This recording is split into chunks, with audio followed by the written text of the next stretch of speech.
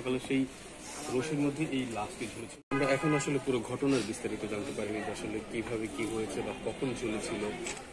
আসার পর 2টার দিকে আমার ছোট বোনের কাছে বলছে যে আমি ওই সাইড থেকে একটু ঘুরে আসতেছি।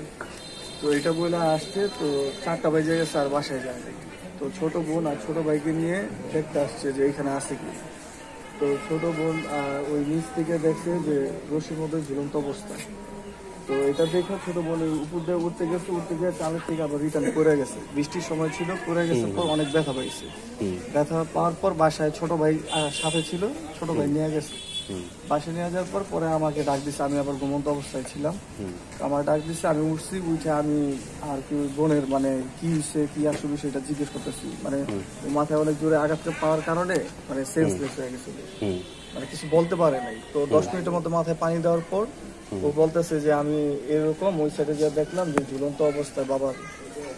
তো এটা শোনার পরে আমি এটা সকাল আনুমানিক কয়টার দিকে? এটা সকাল ভোর রাত আর কি, অ্যাকচুয়ালি একেবারে বলতে গেলে ফজর নামাজের সময়। ঠিক আছে, ওই সময় বললো। তো বলার পর আমি আর আমার এক খালা থাকে, দুই সঙ্গে ঝুলতেছি। তারপরে আমি এটা দেখার পরে আমি আর উপরে উঠি নাই। ঝুলন্ত অবস্থায় আপনারা কিভাবে পেয়েছেন? কোনো হাত পা বাঁধা ছিল? হ্যাঁ, 2 হাত পিছনে বাঁধা ছিল। আচ্ছা, পা কি বাঁধা ছিল?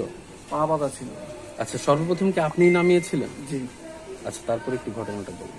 আচ্ছা, তারপরে আমি এটা দেখে নিচ থেকে দেখার পর আমি পাশের ওই যে বাড়ির ওই যে রিস্তায় চাচি হয় ওনাদের ডাক দিলাম। ওনারা বললো কোথায় পরে আমি নিয়ে আসলাম যে এরকম।